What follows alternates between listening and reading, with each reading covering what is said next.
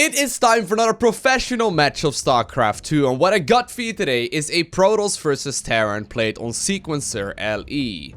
Spawning in the northeast corner, playing with the blue probes, he goes by the nickname of Hero, and of course, he will be playing with the Protoss pieces today. And his opponent, spawning in the cross position and playing in red, playing with the SCVs, he goes by the nickname of TY. For some reason, his nickname in game is always TY. Do you think that might be due to the character limit? Like, I know there's a limit in the amount of characters you can use at maximum, and there may also be a minimum of then, like, 3? I'm not entirely sure. Anyway, I wanted to say a quick thank you to those of you that watch these videos. I mean, I'm not gonna lie, I never really expected these casts to be as popular as they are when I first started doing them. I mean, I never really viewed myself as a commentator of video games. I just more or less, like, made casts of my own games, or I obviously, you know, covered a lot of strategy. But ever since I first started doing these regular commentaries of professional games, as well as viewer-submitted replays, of course, I have to be honest, like, the amount of people that have been watching them, it is way higher than I originally anticipated on. So if you enjoy these videos and you have not already, definitely do make sure you hit that subscribe button, because as it is right now, I am most definitely gonna keep on going with these. I mean, I enjoy watching these games a ton, and I've also been learning a lot more about matchups that I previously didn't really understand nearly as well. For example, right now, I saw double gas going down on the other side of the map, and Hero is indeed building a cheeky little pylon here on the other side of the map. Now, TY is already sending an SUV down towards the low ground. Apparently, this is not gonna get spotted, however, because I think we are in for a proxy Stargate right here. But wow, that is insane. I had no idea you would not be able to catch that, just barely. And like, I guess if you put the Stargate over here, it may just barely be hidden. I mean, I'm sure that Hero knows exactly what's going on. Cybercore is finishing up right now, so I'm assuming we see that Stargate here in just a second. Is that not going to be in fishing range? Like, is that not going to be shown to that SCV once it moves to the right hand side of this command center? I guess there's a little bit of randomness involved right there. I mean, it's complete RNG, right, to determine where this SCV is gonna be on the side of the command center. That was some no, it's not.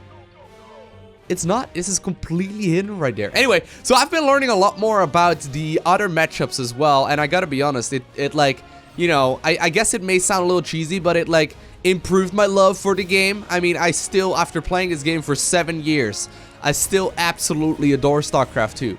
It is such a blast, and I mean, it sort of just widened the span of the game, I suppose. Anyway, so we do eventually see TY pick up on exactly what is going on. Second pylon does get put down by that probe before it ends up getting sent back to Ire, or I'm not entirely sure where dead probes go, but regardless, Mothership Core is moving across the map. We do see the Adept defending for the time being, and a quick Nexus going down here as well, whereas the first Adept already is on the other side of the map. Now, we do, of course, see that Chrono-boosted Oracle. So far, though, TY did spot it in time, and on top of that, the command center was finished up. So we're going to see the double mule drop coming down here very shortly for the Terran player, and that's going to be very tough. I mean, look at that. Beautiful play by TY, adding on the engineering bay very early on. He's going for that Widow Mine, buying just a tad bit more time, but look at that.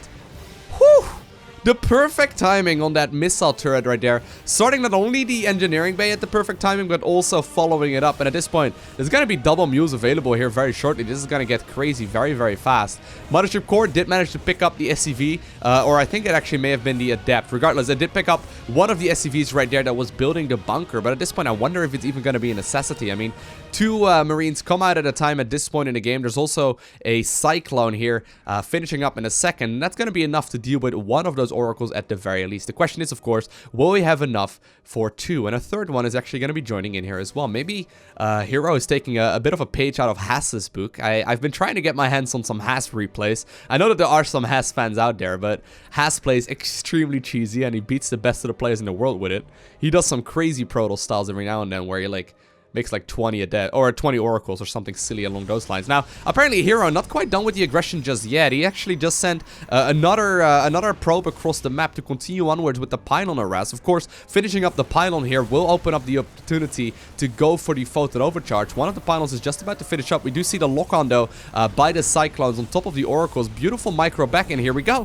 Photon overcharge will be available on this Mothership Core. It will even have a second one as well. And Hero, even though he got hard countered pretty heavily there in the earlier stages of this match, Just simply sending a probe across and finishing up that pylon there was a very big deal. Going for the perfect amount right there as well, and just continuing producing more and more of these oracles. Now it looks like he's going to stick to 4 for the time being, going for the Twilight Council in the meantime at home. But of course, you got to keep in mind, Hero has been mining from that natural for a little while already. I mean, this is going to be a great economic position for the Protoss player to be in. And while TY does still have, of course, the double command center, and he can still produce 2 SCVs at a time, he will have to break out of his natural first. Now look at that. Oh my god, I love that.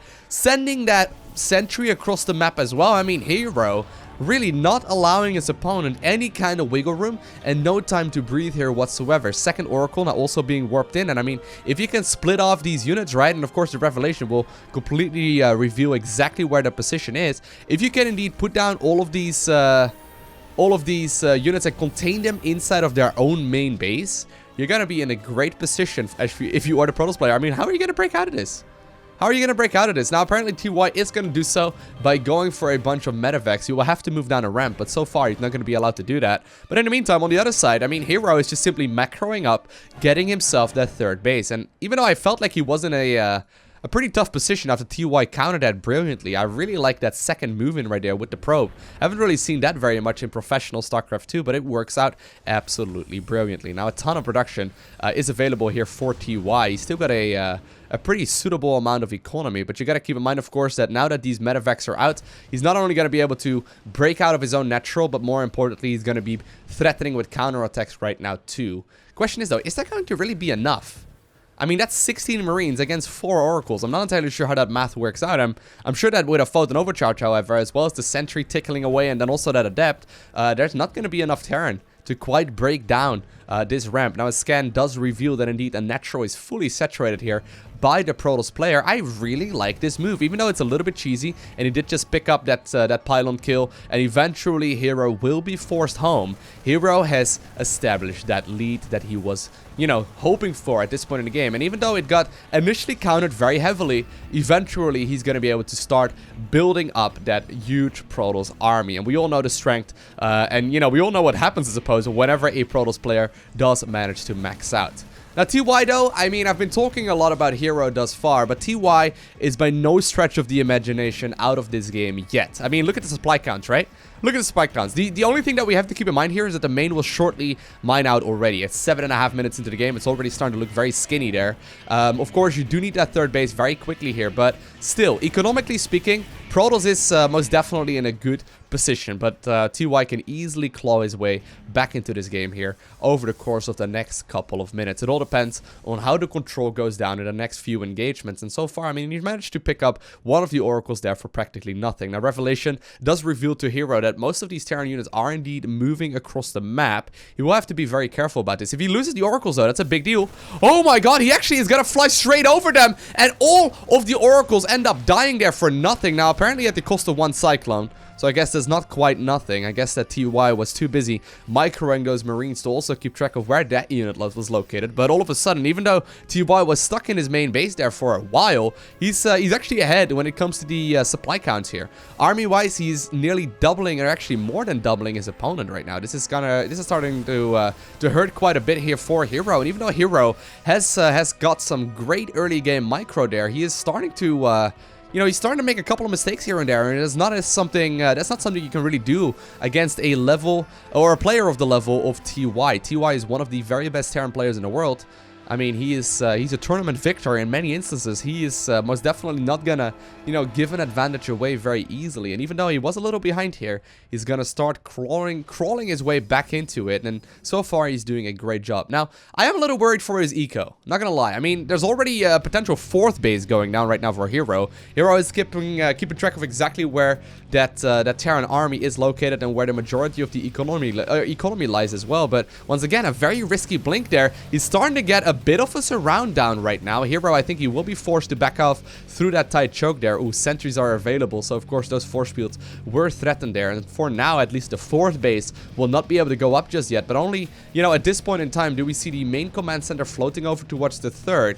And I guess that TY is going to be able to continue macroing there for a little while longer. Still, though, there are so many bio units now on the other side of the map. Terran just simply trying to get the most out of this engagement. You got to keep in mind, of course, there are no real, you know, Photon Overcharge is available here in this position, so Terran is going to be able to continue onwards for a little while. Now, Charge is available. Huge blink forward right there as well. Great force field, splitting off half of that army, and I think that TY may very well be overstaying his welcome now that once again blink is off cooldown. Charge is going to be available again as well, and while these Widow Mines are doing a bunch of damage, I think that hero has managed to hold on to his bases for the time being. At the same time, though, we do see a massive 2 dropship drop going down at the 3rd base. Blink not available just yet, and TY will lift up and get on out of there, but not without killing a couple of the probes that were so desperately mining those mineral patches.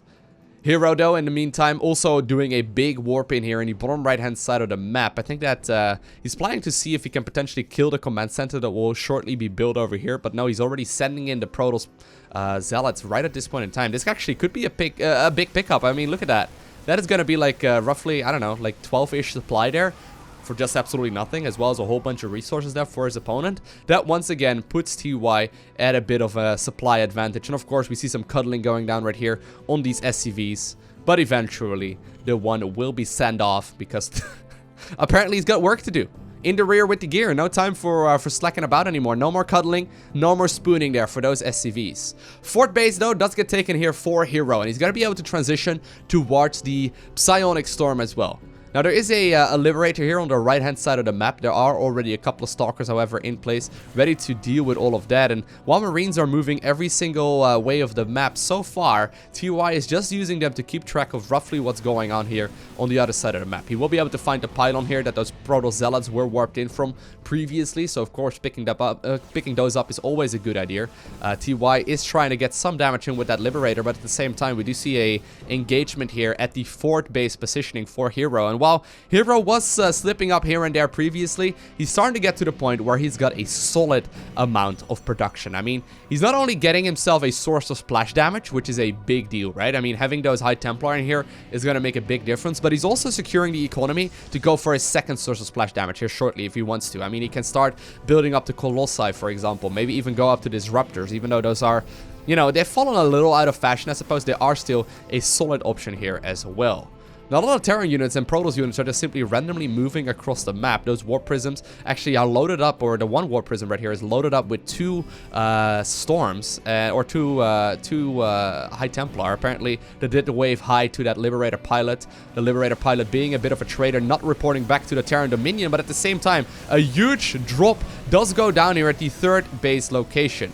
At the same time, the Warp Prism does arrive on the other side of the map. I do want to keep an eye out on whether or not he's going to try and see if he can pick up any kind of kills here with that Psionic Storm. So far, though, making the best out of this situation here, even though Hero did get caught off guard, he's going to be capable of at least, you know, cleaning up the majority of those forces. And I think that while TY ended up doing a little bit of damage, it wasn't nearly as great as I would have anticipated there initially. But here we go. Storm drop going down to any Brood War players out there. You'll remember that.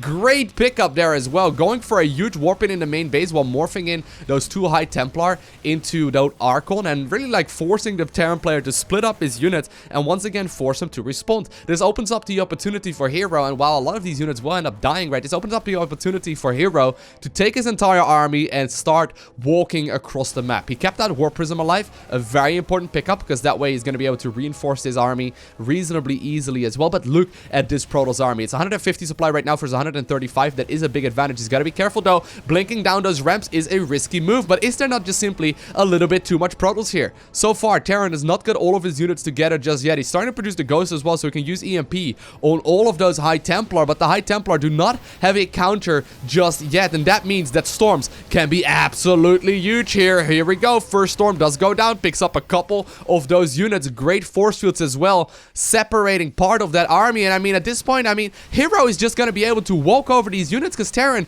does not quite want to engage. Now, there is a Terran Ghost out, so potentially we could see EMPs, but it's not going to happen because Hero played it out brilliantly, kept track of exactly where the tech of the Terran player was at, and he pushed before EMP was available. And at that point, even though he only really had one reliable source of splash damage, right? And usually, once Protoss goes up to 4 bases, we're looking for at least like 2. He knew that his opponent didn't have it countered, so he's going to be in a great position to just simply deal so much potential damage with those Storms. And even though TY may have tapped out before he lost his entire army, there was absolutely no way that TY could obtain the victory there. Anyway, Anyway, I hope you enjoyed watching this match. If you did, make sure you hit that like button down below. And if you want to see more, you know what to do. Make sure you hit that subscribe button so you get a notification as soon as I upload more.